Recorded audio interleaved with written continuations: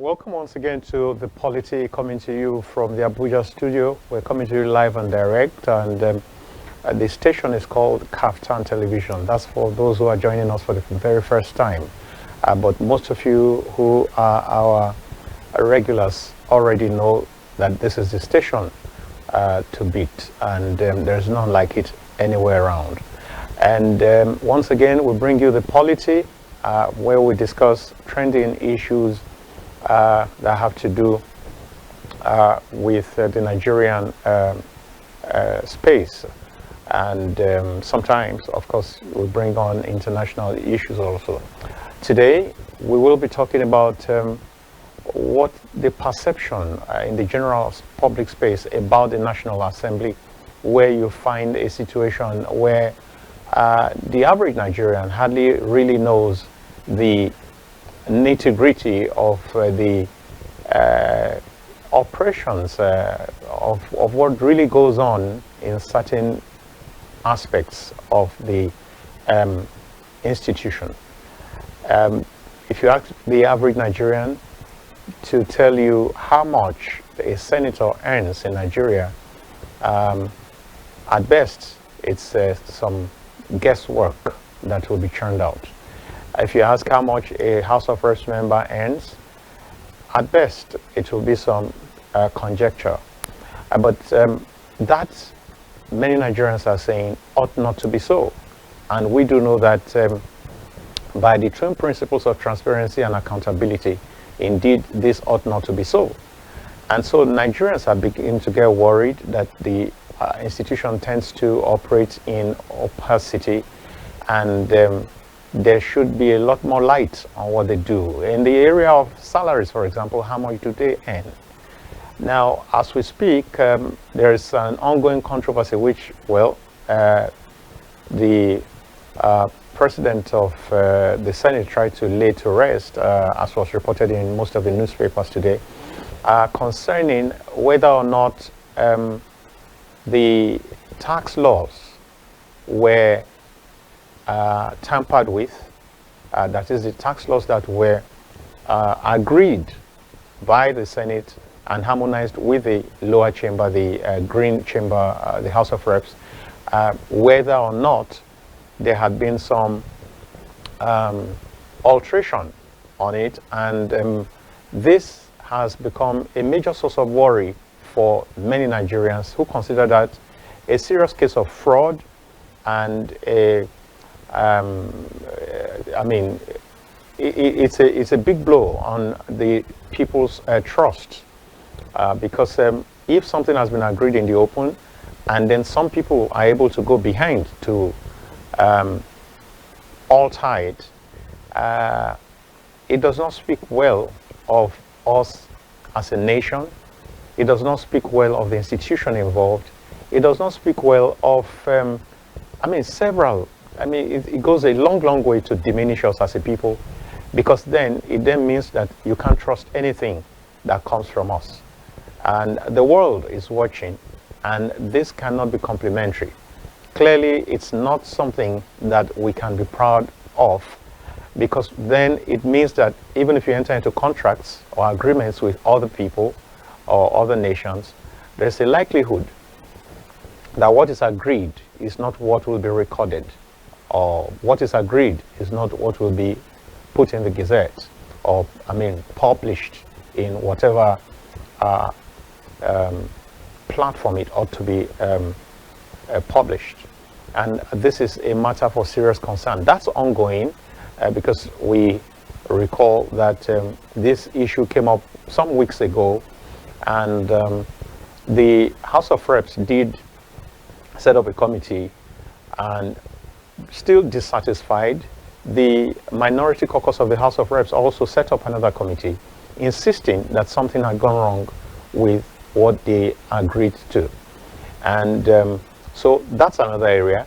And yet another area that we need to, that Nigerians are asking for more light, has to do with the constituency allowances that the lawmakers get.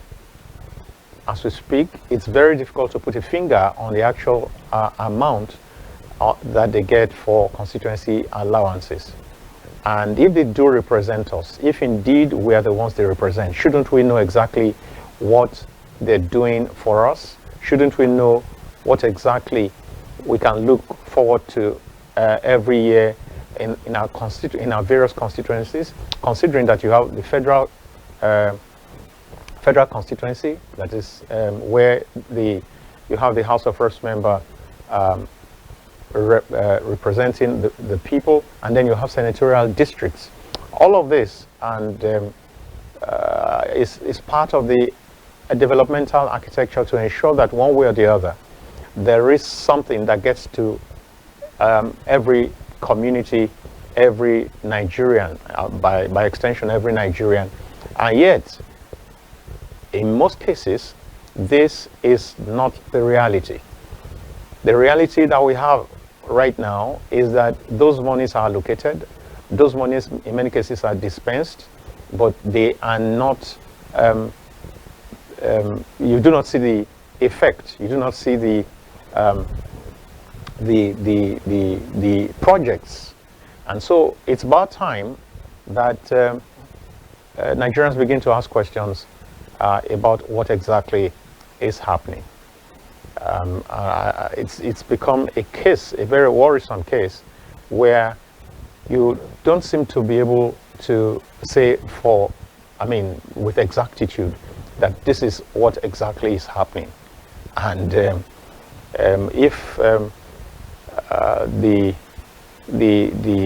legislative apparatus, if there is some perception that they do not represent us, or that they represent us in the way that they deem fit, in a way that does not provide transparency or accountability, in a way that we cannot even ask questions, in a way that when we ask questions, the issues are, how do you say it now? They play around the issues, and you never really get to the answer.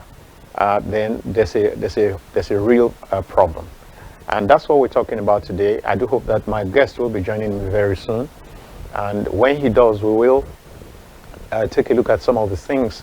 But before he does come, let's recollect, let's remember that this is not a new republic any longer. We've done like 27 years this year, starting from 1999, and yet we find out that we cannot really tell what exactly. The Revenue Mobilization Fiscal Allocation and Fiscal Committee gives certain figures, but there are still false sources that say that what is given to the public is a far cry from what actually these people get. For example, if you go online, you probably would see that the RMAFC says that every lawmaker or every senator, to be specific, gets 426,000 and some naira on top as constituency allowance, and then a 1,063,000 naira monthly. Yet within those same hallowed chambers, there have been senators who come out to say that there are other running costs, quote and unquote. Nobody really understands what makes up those running costs. Maybe that's where even the constituency project allowances are hidden, and running costs that run as high as between 13.5 million naira and 21 million naira in just 1 month. So you're wondering, okay, so what do we stand by? If the people, some of the people who have been beneficiaries, say that they earn as much as that, now whose word will you hold on to? Is it the committee or the people themselves who earn those monies, who get those monies, who see it in their accounts, who spoke to the press? I recall that about 2 years ago or 3, I recall that Senator Shehu Sani was in the news talking about the same thing. And before then, there had been another senator or House of Reps member who also said something along that line. I think somebody from, is it Kano State now? So it then means that, I mean, what is the secrecy about? What is the secrecy about? If the right thing is being done, should it be kept a secret? Should it be kept under wraps and under a lead? So this are some of the things that Nigerians are beginning to really wake up to and ask questions about. For example, or to take it further, this term, the current term of the lawmakers, will be ending shortly after the presidency. I think it usually lapses a little bit after the president comes in, or the general elections. Now, so that means that this term is almost over. But I can assure you that many Nigerians may not be able to point out what has been done in the various constituencies by the people that they elected to represent them. And this is a challenge wherever you are right now. Can you look at your surroundings and can you list 1, 2, 3 things that you have seen being done and which was achieved through whatever constituency allowance that your representative or your senator got? And how much does it get? And how much value do you have? So these are the issues. How much does it get? How much value are the people getting? Can it be true that a humongous portion of whatever they get is being pocketed by them to the detriment of the people for whom those monies were meant to assist in uplifting their lifestyle, their welfare, in providing certain facilities? Of course, when you ask, and we've had opportunity as journalists to ask on a few occasions this same question, you find some of them being quite defensive and saying that all that they are supposed to do is to enact laws that make the nation better, enact laws that facilitate development, and all that creates a habitable space for all Nigerians and whoever dwells around here, and so on and so forth. That basically theirs is to make laws. But you see, if indeed that is correct, then why do you have provision for constituency allowance if that's the strict definition of their role? So why do you have the provision for the constituency allowance that's meant to assist in getting some uplift, some facelift for communities around the country?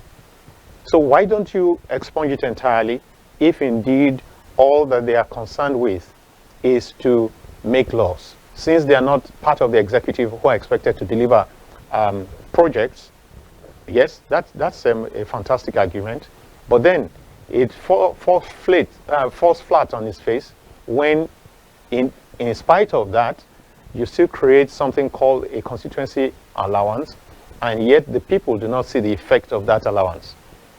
So the argument Nigerians are having right now is, okay, yes, we can all align with you claiming that all that you're concerned about is to enact laws. Good, beautiful.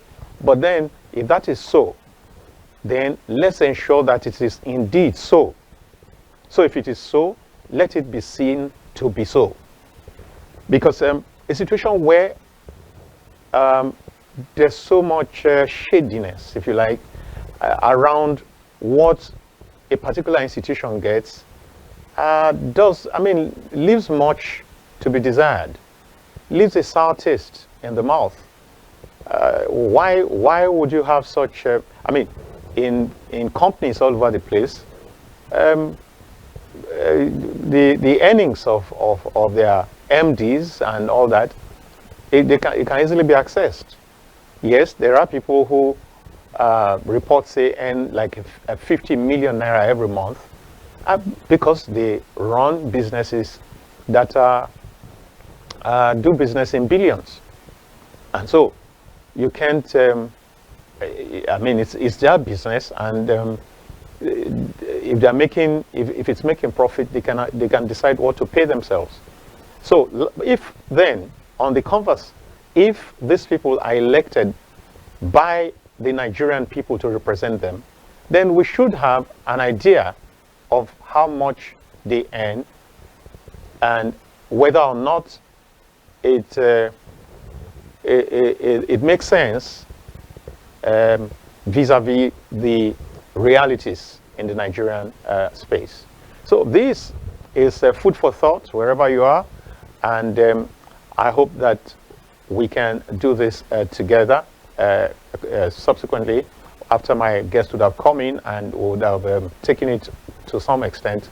I expect that you will be calling in, and maybe you want to write the number somewhere. The number is 08029938365. If that's too fast, I'll slow it down, but don't do it now. At the appropriate time, we'll put the number on the screen, but I'm just saying you could get ready with it. Just put it down somewhere or put it in your phone.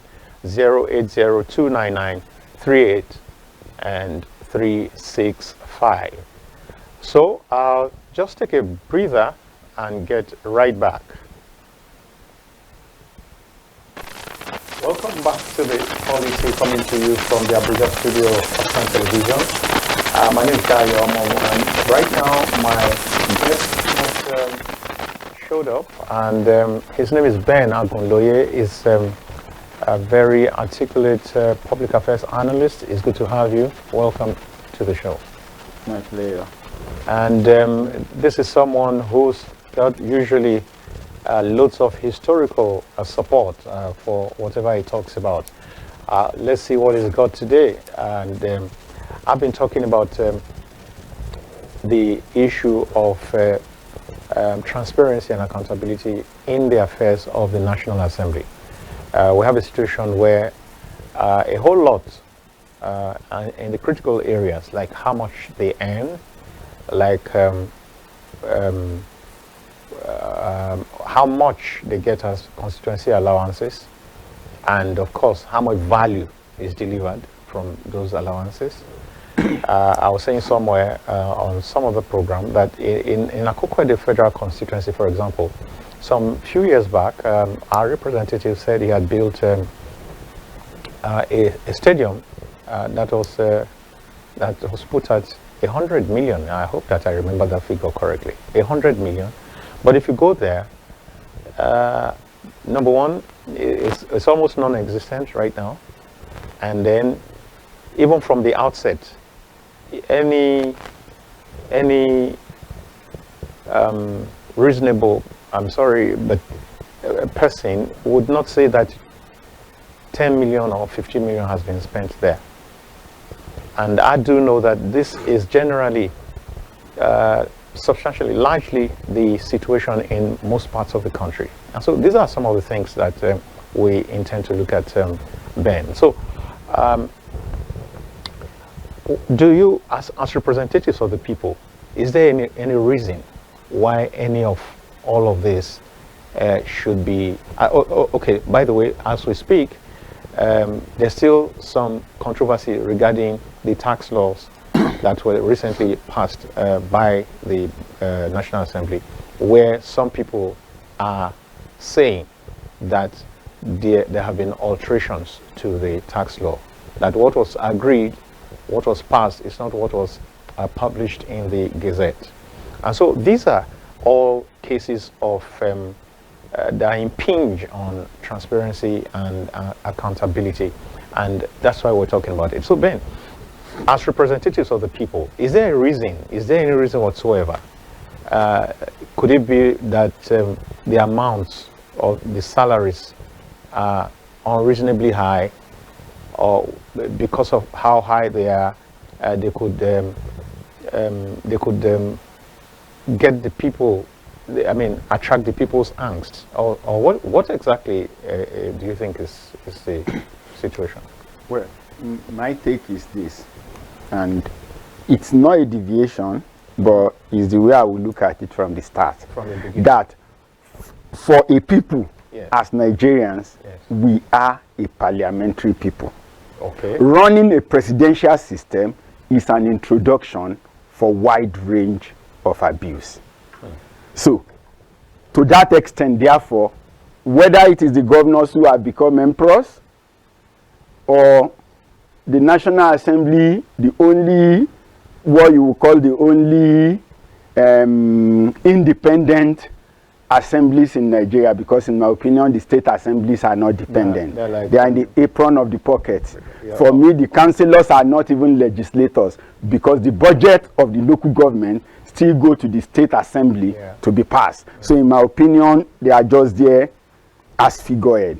But perhaps in a proper parliamentary system of any form, those gaps and those vacuum would not have been there, because to be the governor, you will first and foremost have possibly become part of the parliament. You must have won your federal, your seat, your state constituency seat, to become as the leader of the party in the state, then you can run.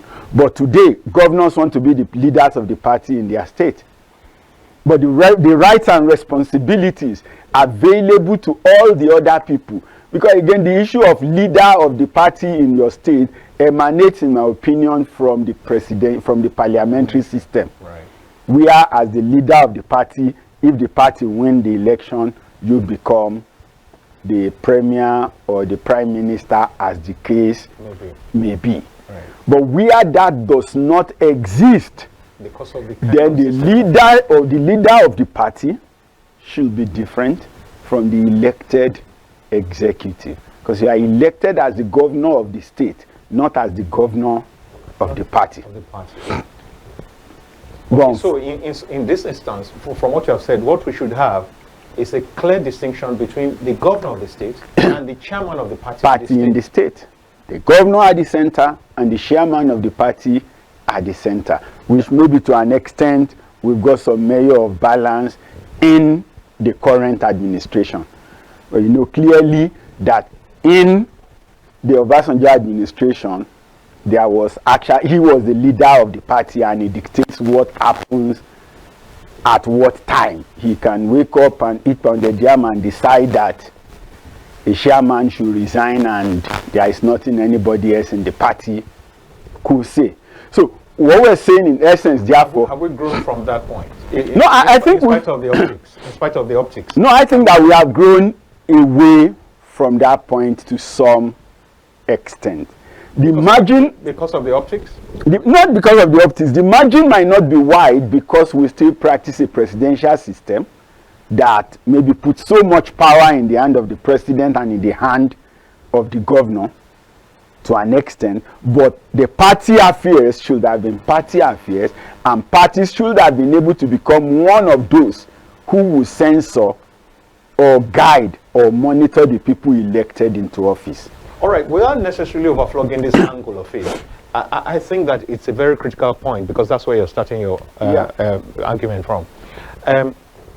So, are you saying that in the current dispensation, Mr. President cannot breathe down the neck of the chairman and get him removed or get him to do his bidding?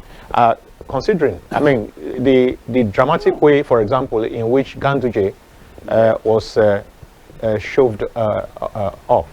Well, we need to look at it carefully. Yes, he can, but not the brandish type of call him to his office or go to his house and say, oh, overnight, resign. On the issue of Ganduje, we know he's been running some battles here and there, both within and outside the party. Now, when you actually are in a system, again, back to where we started from, which is that we're more of a parliamentary people, we are more of a representative system. Now, at those points, continually, what are we getting for Ganduje from Kano that is a state, one of the three most powerful voting bloc in Nigeria. If that state does not support their indigene that you have made your chairman, if they are constantly calling his integrity to question, to an extent, it will be foolhardy for the people in the party to continue to insist that that is the person that they want. You see, in a state, sometimes when you look at it critically, there are always like what you would call the band of sheep and the band of lions. And somebody would always tell me when I was a child that you are better off being at the tail in the band of lion than being at the head in the band of sheep. He said, because if you confront any other category of animals, when they see the band of lion, they will show respect and run. He said, but when they see the band of sheep, they will even decide to pass in between you, irrespective of who you are, because they think you can't do them anything. So if election is going to be keenly contested, then you need somebody who can actually be your face, not just in the nation, but in his state, to that extent. So if you cannot carry your legitimacy must derive from the grassroots. So if you cannot carry the grassroots and the people of your own immediate constituency along, I really do not see why you should lead the party. All right, that's my personal opinion. Yeah. So, but we go away from there. Why I come from there is very simple. If the party had been standing the way they should stand, the number one person who should be able to call elected officials to order and to the point of scrutiny would have been the party. In which case you say, oh, these are the constituency projects we have for the year. And then the leader of the party in the state is asking, where are we on this project? The constituencies that should benefit from the project directly, the party members there are also aware of what the project should be, what the template is, and what they should monitor when the execution phase commences. But where these elected officials, in my opinion, do not seem answerable to the parties that presented them as candidates, it has left us with a very huge gap. In which case, they represent themselves and not the party. Because if you represent me, I should be able to ask for reports, and you should be able to give me that report.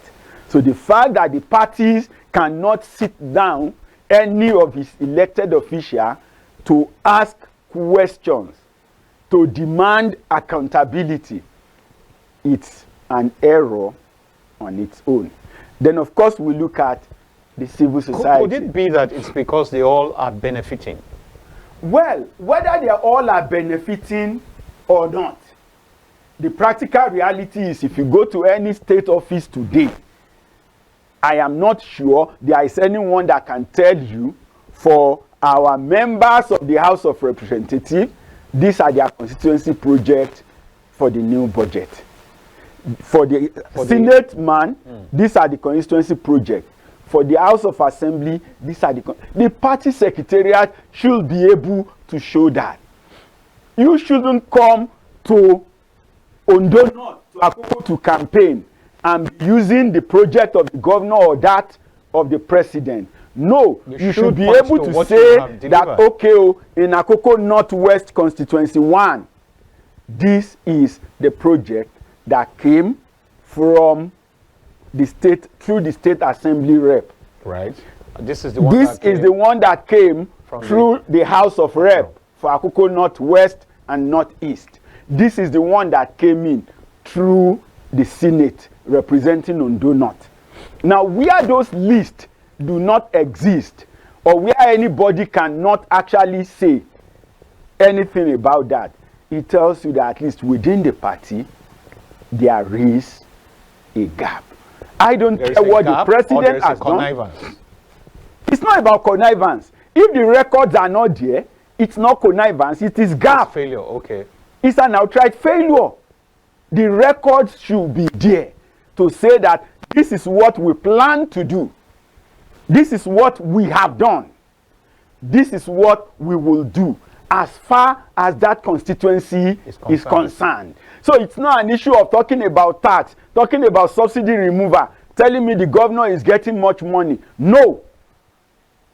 Your House of Assembly member gets something. What is he bringing to the scene based on constituency project as enshrined in the budget? The House of Rep member, what is he bringing in based on what is enshrined in the budget? The Senate, the senator representing the senatorial district, what did he promise to bring? What has he brought? What has he delivered?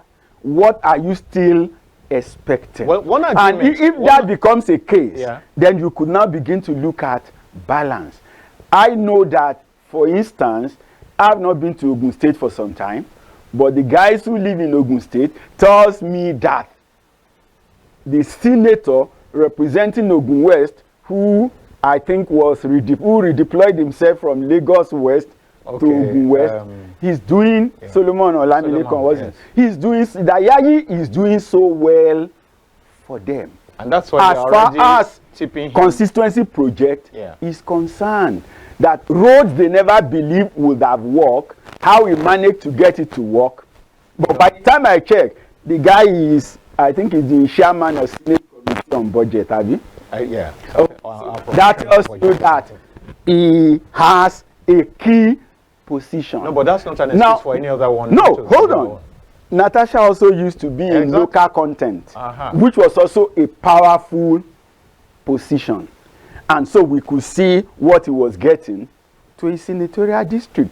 Now, what we're saying is, by the time the party is aware, by the time these things are published, the records are noted, then you can compare notes and know actually whether all senators get the same thing or it is a function of the power available in the committee where you have been placed. Is it that there are juicy committee, and then how is the juicy committee distributed across the 36 states of the federation? Or is it just some 6-7 people who are always like in charge of this and that difference? But like I said, record, that's the first thing. I'm a record person. So I believe that where there are no record, it is a recipe for fraud. It is a recipe for mismanagement. And so the party should have record. The civil society should also be able to have record. Now, whatever you say, oh, this is secret or this is open, I think there is the Freedom of Information Act. So the FOA permits you to ask certain questions. And I think that the civil society should, at least on the ground of representing the people, ask those relevant questions. And when those questions are known, you can at least engage with the legislator and the people of his constituency to know where there is a gap. There used to be a group called Following the Money. I don't know if that civil society is still existing, but I'm seeing less and less of their activities over time. They should be able to continue with the stem in which they started, to say clearly that, okay, in 2024 budget, this is the number of constituency project. This is the number actually executed. Out of those executed, okay, these are the ones not executed at all. These are the ones abandoned. Out of these ones executed, the appropriations didn't get. Now, was not these ones that are executed, this is the number executed to standard. Okay. And this number are substandard. There should be places where such information can become available. When the senators and the House of Rep members and the House of Assembly members know clearly that there are data that people can gain access to, then the chances are that they will begin to behave and act better. But when there is no record, there is no reference, and there is no control, it's a recipe for disaster. And that's where we are. All right, well said. Let me ask, is the case not made worse in a setting where we seem to have a huge dominance by a particular party, even in the assembly, the National Assembly that we talk about? Because you have a situation where ordinarily you would have a thriving, robust minority caucus. But as we speak, that has been whittled down to almost nothing. And so that in itself, is it not a problem, considering that if you have some upright members of the minority caucus, that could have been something, a source of hope that this kind of thing can be tackled? Let's look at it this way. We've had states where the number of legislators from the two major parties are exactly equal. Or very limited. Close together Very or close. equal. Yes. I know a number of times Ekiti have had them equal. All right. I think in Segun Oni's regime, they possibly were 13-13. And in part of Fayemi regime, they were also 13-13. So to a large extent, you could say there was balance. But does that make the House responsive enough to do the right thing? I don't think you could say that the Ekiti State House of Assembly under Fayemi was an example that the nation should go and borrow. And then, of course, at the end of the last election, we also have states where they were either equal or even that which the party the governor support, which tends to have a lower population in the assembly, eventually elect the speaker. That was the case in Abia. Labour did not have clear majority in Abia State House of Assembly when at the onset of this regime in 2023. But they, by whichever means, produced the speaker. So it tells you that to an extent, when you actually talk about the State House of Assembly, for instance, there is no independence, and that's where we should be. Then when you come to the center, it is not about, now we're talking about record. Even if it is a one-party state, right? Yes. There should still be a record. Every senator represents each of the 109 senatorial districts. I'm saying that when Nigeria, you have such a situation, what happens is that everybody is like esprit de corps. We're all one. That's what I'm so saying. We should not. If the assembly chose to be one, the party in the different states, right? That same party should have organs and structures. They campaign on the platform of the party. Yeah. And we're talking about accountability and transparency. The party should have a record to say that when we were in power, right? We promised this. We promised this. And when pre-election, when we got to office, this and this we were able to deliver.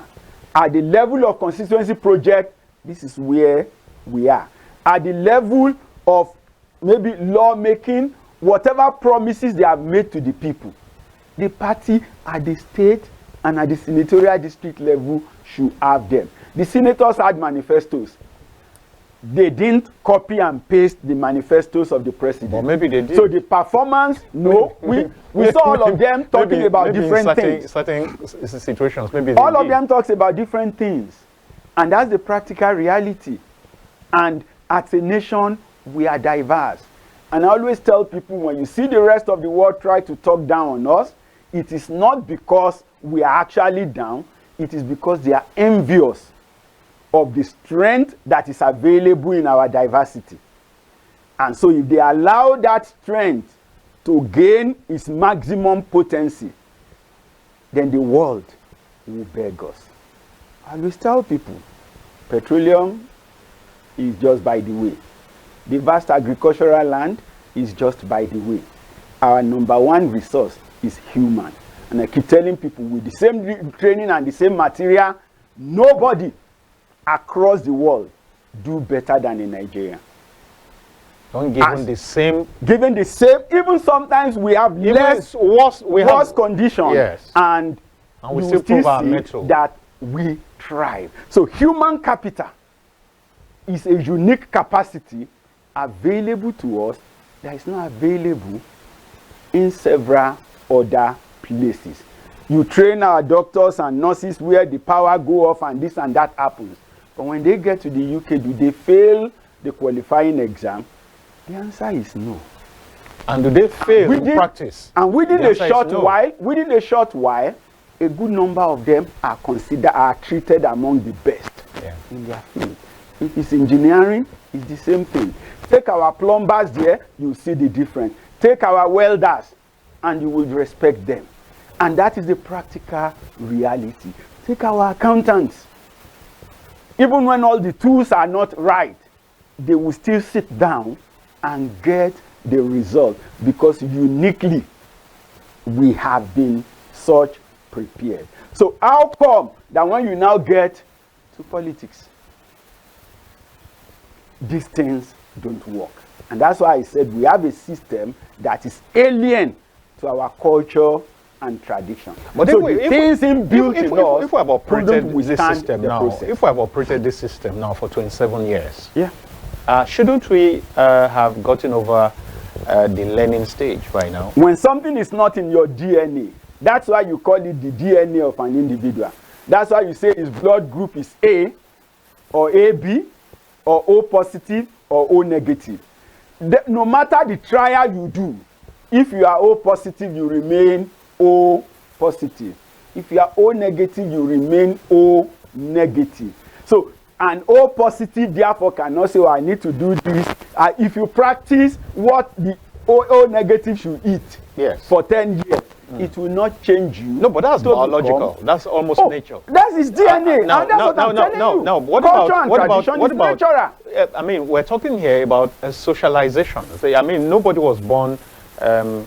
I don't think anybody or any tribe or any people were born parliamentary or presidential. And I think we need to be careful not to be too fixated in that direction. Well, it's not about fixation. It is about you cannot give what does not exist in you. And there are things that are inborn, there are things that can be learned. Okay. Let's take this example. Hold on, sir. Let's take this example. Okay. UK has almost all its life been parliamentary. Yeah. Now, the US has always a presidential.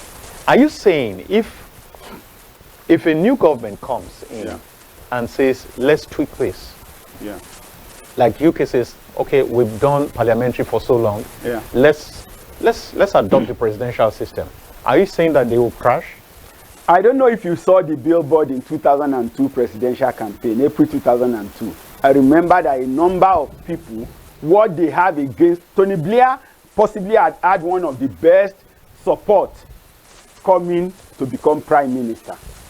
I think the margin of victory was possibly over 400, maybe 466 or thereabouts. I can't even remember. It was not just overwhelmed; it was landslide.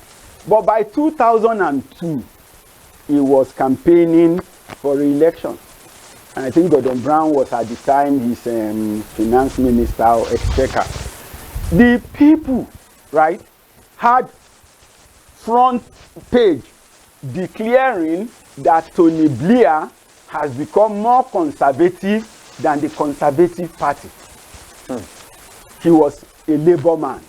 And that's where he was voted, not Tory.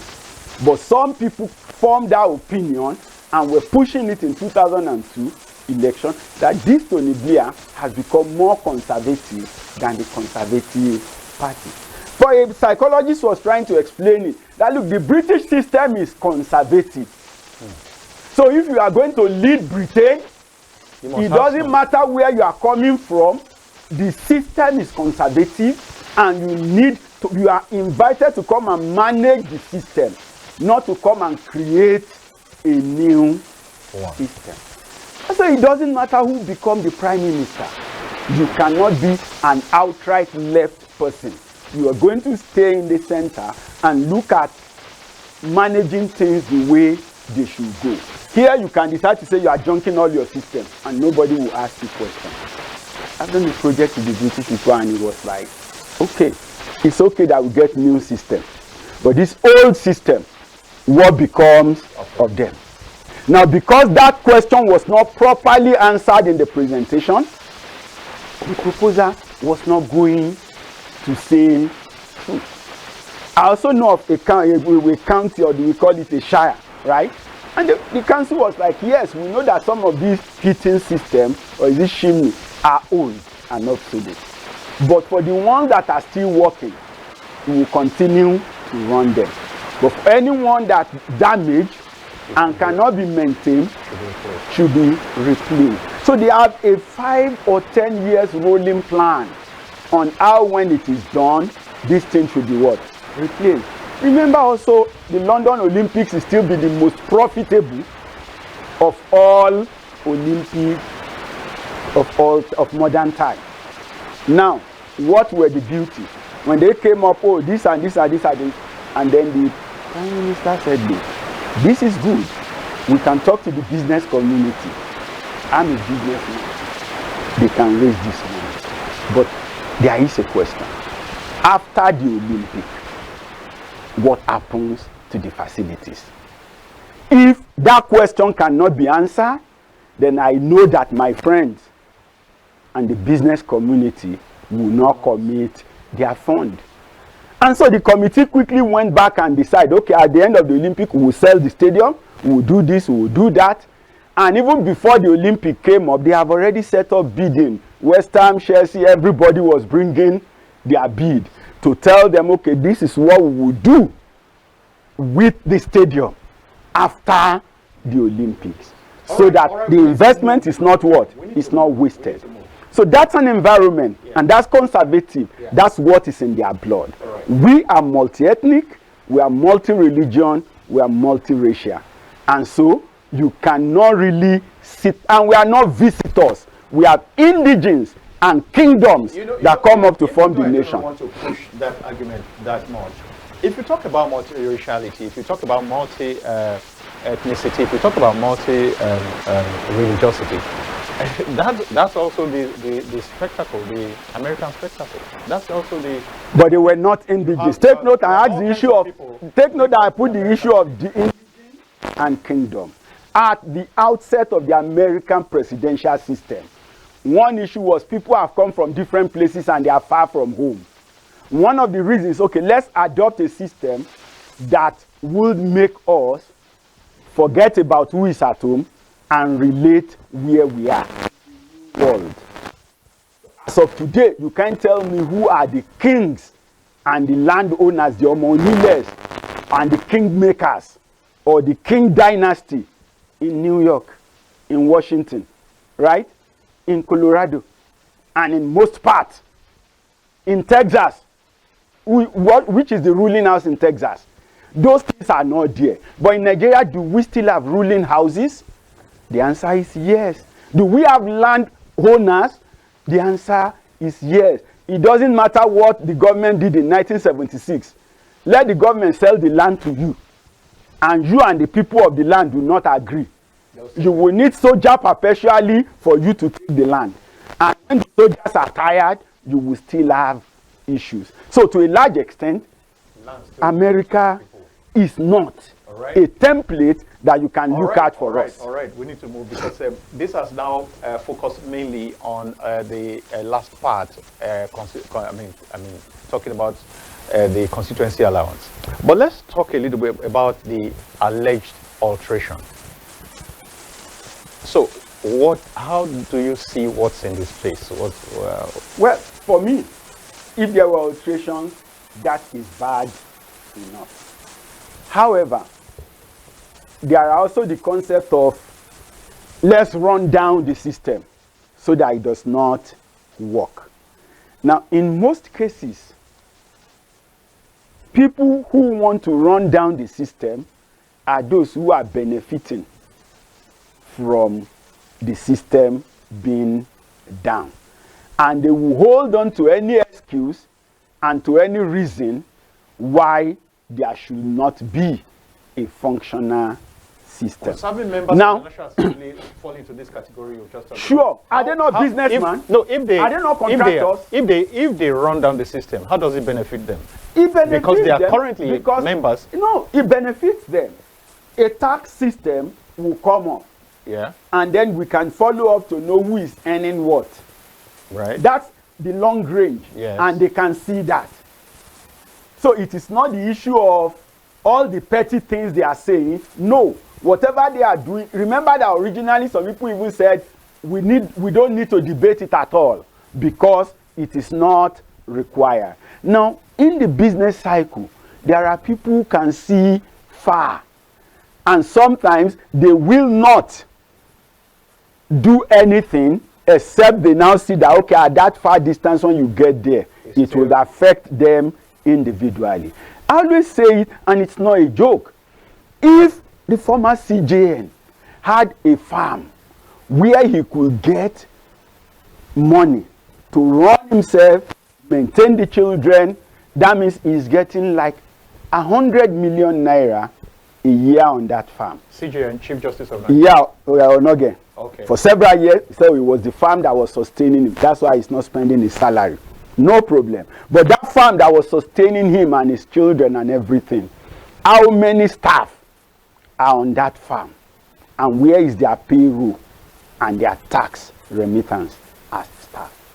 If that farm is making profit as a business, what were the taxes paid by that farm from 2002, right? From which they said, okay, the salary was never touched and claimed the farm was sustaining, to 2017 or 2016 when the issue came up. What was the tax equivalent of that business as a business and of the staff, the payee tax of that farm?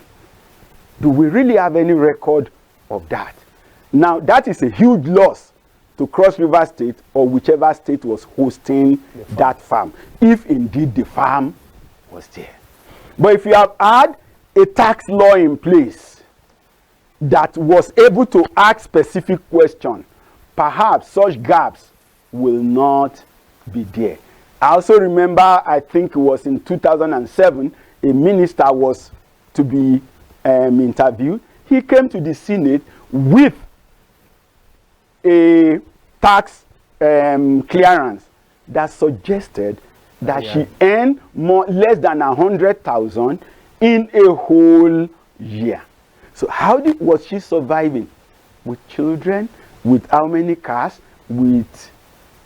Do we go? So it's a lot is wrong, and some of these people knew. So one of the best ways to indirectly shut down the law from operating at all. But now let's come to this. We said there is alteration. Yeah. The Speaker of the House of Rep quickly set up a committee.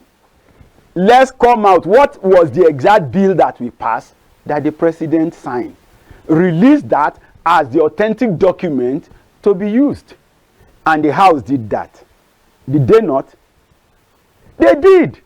So if anybody is now talking, not any faulty document that is elsewhere, condemn, right, that what the House of Rep brought out as the actual law is wrong. That is not the National Assembly now, because the National Assembly, they have been concurrence. You have harmonized it, and you said this is what we gave to the president and what the president signed. So whatever is not in that document is not genuine. That should be the first place. And so we should run with the document that the National Assembly has attested to as the certified true copy of what they made. Now, were there alterations? Is it possible yeah. that after the sitting and after the harmonization, yeah. is it possible for a group of individuals, powerful members of these bodies, to tamper with it before it got to the president for no, what we are saying is this: you did a document. Yes. The document was passed. Somebody now said he saw a wrong version somewhere. Right. And you quickly came back and said, well, this is the original of what, this is the actual document that we bring. So give it to the people who should execute. Let them go and work with that. Now, if there has been alteration, I am not against an investigation to fish out who altered the document and punish them appropriately. Okay. The House had already come with a position, which is the altered document is not valid and should not be used. So for me, therefore, the campaign right now should be... No, I like that. I like us to dwell on that a little. Yeah. That the altered document should not be used. Yes. Does that mean that the National Assembly actually agrees that there is an altered document in circulation? Yeah, because somebody brought it to the floor of the House, which was the basis on which they set up to say, this is what we passed, and this is what is valid. Now, the altered document is available in some channels. We need to now investigate the source of the altered document, know who is responsible for either the omission or the commission, and deal with them within the appropriate channels of the law. All right. So for me, the campaign should be, let's fish out those who did the alteration, if there was an alteration, and let them be punished. Definitely. Why the document that is the certified true copy is implemented. But those who knew the impact of the changes on their personal pockets are the ones who are shouting the document has been altered. Allegedly. So put a stop. Allegedly. Yeah, so put a stop. I mean, you don't have we don't have total evidence, but National Assembly members are contractors. The law did not, even though they are full-time employees of the federal government, they all have offices. Yes. And they pursue contracts, they do other things. They are not limited in a way, which ordinarily it shouldn't have been. They should have been like civil servants in their current capacities, and the only business they should do should be farm work, because that's what the law permits. My viewers, it's about time you can call in right now. The number will be displayed on the screen, but let me just read out the number for some of you: 08029938365. That's the number. Please do call in. Let's hear what you've got to say about this. And then the other part that's been in contention for quite a long time is how much exactly do they earn? Why should we still have cobwebs, I mean, all over that kind of information 27 years after? Well, there is revenue allocation, mobilization, and fiscal commission. Yes. So these kind of questions should be thrown at them. Exactly. What should be the earning of everybody at every level? Yeah, before you came on set, I did say that if you go online now, you'll find out that the constituency allowance as by the RMAFC says they earn 426,000 and some naira, 426 or so, 066 thousand naira. Now, but you and I recall that on one or two occasions we have had, and then that their salary is 1,063,000 naira, and blah blah blah. So if you put all of that together, you probably will get something in the region of maybe 2-3 million or maximum 5. But you and I will recall that we've had occasions where members of that same body came out to say that they are running costs. What is running costs? And then these running costs run as high as 13.5 million, between 13.5 million and 21 million naira every month, in addition to whatsoever the Revenue Mobilization Allocation Fiscal Committee has given officially. Yeah. So why would we have that gap. And who would you rather believe? You know how, whose report will you believe? Now, who would you rather believe? Would you believe the person who says, I have collected 21 million on a monthly basis? Shehu Sani was one of them at a point in time, about 2 years ago or 3. So, would you believe that person, or the person who is speaking from one, like, out of, I don't know. Well, I think the point and the position is straight. Number one will be, like I said, there is a failure. We are running a system that is alien to us. That's why a House of Rep member will possibly need to have a constituency office, maybe in all the electoral wards in his constituency. So which means if he has 2 local governments, he possibly has as much as minimum of 20 electoral wards. But that's not the reality. And maximum of 30. No, minimum of 20 and maximum of 30.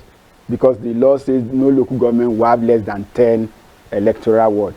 And I'm not sure if any is also assigned more than if I recall, 15. I do know that many of them just look for one constituency office for the entire local government. No, some eventually do have in all their wards, because some of them are not from the local government headquarters. Exactly. So they are going to have in the local government headquarters, but sometimes they decide to have a point. Now, why I'm saying that is there shouldn't have been a difference to an extent between maybe the party office would have outsourced a desk for that purpose. And you know that if you're talking to the House of Rep, you leave your information at this point. And that's why we're talking about the party not being carried along in whatever they do to a large extent. So if you take, therefore, in maybe Ondo North, there will be as much as 60 electoral wards. So if you have, even if you don't have constituency office, but you have what we call ward rep for, because I do know that some of the House of Rep member, at least from my state, I don't know from other states, from Ondo, had as much as 50 people on their payroll who are not government employees, but their own employees for grassroots connectedness. So they are more like, even if you don't pay rent, that person will earn something, will earn salary. And even if he's paying minimum wage for 50 people, you know that is something. So a whole lot had not been properly managed. It will be something depending on what he actually gets. Because what you see, when there's no disclosure, what it sets up, what it does is that it creates avenue for speculation, for misinformation, disinformation, and everything, because you have refused to provide basis. Accurate information. That's why we're saying let the records be straight. If the party system runs and it's organized, I wanted to close by saying that because of that space, there are people saying that these people get as much as ₦1 billion every year. Some say, in actual fact, some say that senators get 10 billion, House of Reps get 5 billion. Now, if you do, let's do minimum wage for 50 people at 70,000 naira for 50 people will come to about is it 3.5 million, right? Per month. Per month, right? And then 3.5 million per month, and is that correct? Something like that. Yeah. Now, if you put that together for a year, you'll come to around 42 million. Yeah. For 2 million, 42 million inside of $1 billion, let's even be as conservative as possible. It's a far. Now, so this is what you encourage. This is what you facilitate when you refuse to provide information. No, that's why we're saying, number one, there is a failure in the system. There should ordinarily have been a template. If you come to constituency, should all senators end the same thing? I possibly will disagree. Why? Because the senator in Ondo North will have 63 electoral ward. That's not the case for the senator in Lagos West. That is not the case for the senator in Kano Central, who possibly had 11 local governments to deal with. Because 11 local governments tells you that the minimum ward available is 110 if they are all small 10 ward. Right. But that is not correct. So somebody who had as much as maybe 180 electoral wards to deal with, that's like the whole of a state. Some states do not even have up to that number. So you see that a senator represents 11 local governments, a senator represents 10, another one is representing 2 local governments in Bayelsa. Should they actually be on the same template when you begin to talk about constituency earning? So it's a whole lot is wrong with the system, but there has to be a way of saying, let's develop the template. Let's work by this template so that wherever you go, whoever you are, so and what you get will then not be determined by how influential you are. But we know that in the current scenario, even with the constituency project, it has to do with how influential you are. What's the name of the man from Bauchi? The senator from Bauchi. He used to be in House of Rep. In his days in the House of Rep.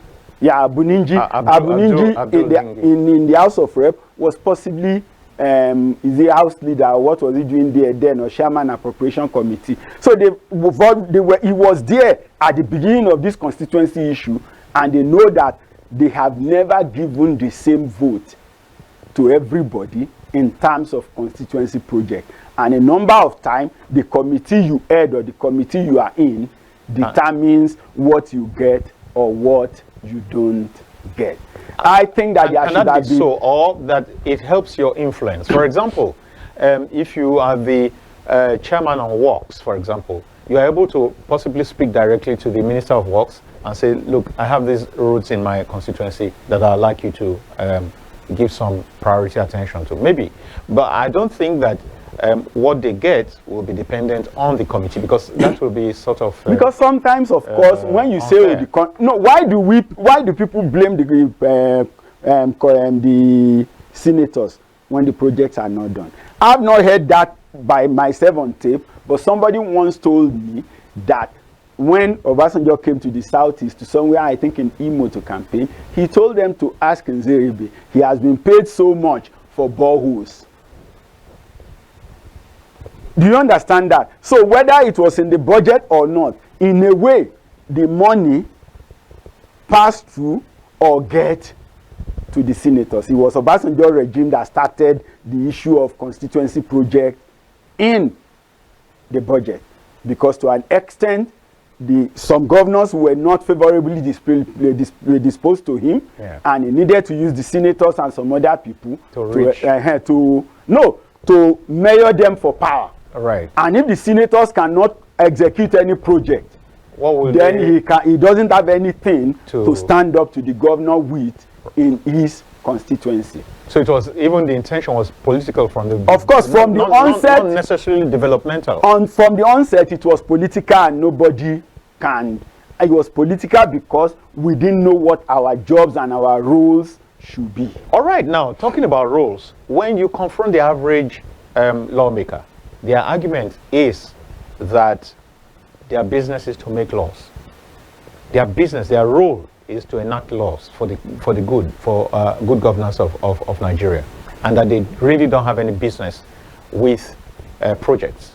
Now, if that be so, shouldn't we, if we follow that strict definition of their role, shouldn't we then expunge entirely the concept of constituency allowance? Well, that will be subject to debate, and then maybe somewhere, until I think in Yar'Adua regime they had issues. He had to then say, look, we're going to have Ministry of Special Duties, and they should list all the constituency projects that they have put in the budget, and then that ministry will be responsible for it. Of course, they have back and forth, and he said unless that is done, he wasn't going to sign the budget. If you remember, that was the issue. But of course, after him, I'm sure nobody questioned that again.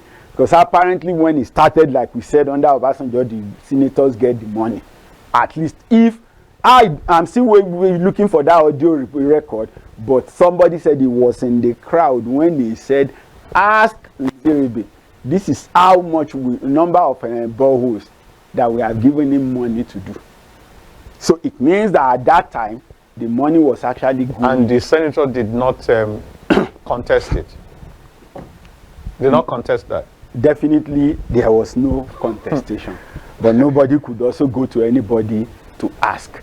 And I think he said that somebody actually replied to say that if they have given him money and he didn't do anything with him, then the government have all the agencies, including EFCC, to pursue him. So why are you reporting? You gave him the money, he didn't do the job. You have all the security forces. Why are you reporting him to the masses? People. That ordinarily, who among us can actually go and arrest him or query him? That it is still the government who gave him the money, who has the evidence, who knew the purpose for which the money was given, who should ask. You've touched on a very important part as we begin to round up gradually. Is it not possible for the people themselves to mass themselves, mobilize themselves to raise these issues in the public domain, like through violence-free protests, appearing before the various assemblies and marshalling these issues and all that? Well, you are not going to protest based on hearsay. No, definitely. So, and that's why we said there is a role for the party, there is a role for the civil society before you now talk about the larger public. Either the party, the civil society, or the opposition party is making the right information available. When you know that, okay, this is the truth, then you can now begin to say, look, this that you have been doing is not in order. Let's sit down to have a new order which can be followed. But until you get to such a point, if you just call people at random, I've seen a lot of protests in Nigeria where I asked some people in the protest, what are you protesting about? They don't do. Yeah, but if we are going to do this, they don't know. It should be properly put together. If the civil society as it was in the past can become once again the vanguard of the people, just like the union will be the vanguard of their members, get the right information. And then let's be sure what we are speaking to. And possibly at the level of the civil society symposium and the rest, we even have a blueprint of what we think should be happening.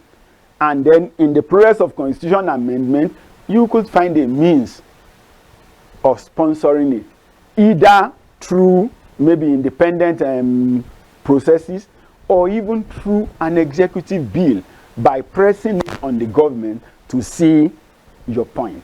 But in reality, if there is no bill, if there is no correct information, a protest in ignorance will not go anywhere. No, that's not will yield no result. Wow, what a time! What a wow time! That's what we get every single time when we bring Ben Agunloye on. Incidentally, I think one attempt was made at calling, but it failed. Also, it got disconnected before we could get it. It didn't actually really connect, but it was sign that it was coming on. Maybe there are some network problems, but we really would have loved to have your take. But as it is, time is fast spent and we'll need to begin to draw the curtains. I must say thank you, Ben, for coming. You're welcome. And let me say Happy New Year to you on set. Same to you. And then I must say thank you to the production team. Thank you so very much. And my dear viewers, thank you. God bless you. Thank you for being there. Join me in the evening. We can do this again on another program called Matters Arising, and it will be worth your while. Thank you so very much. It's bye for now. My name is Dayo Omogun.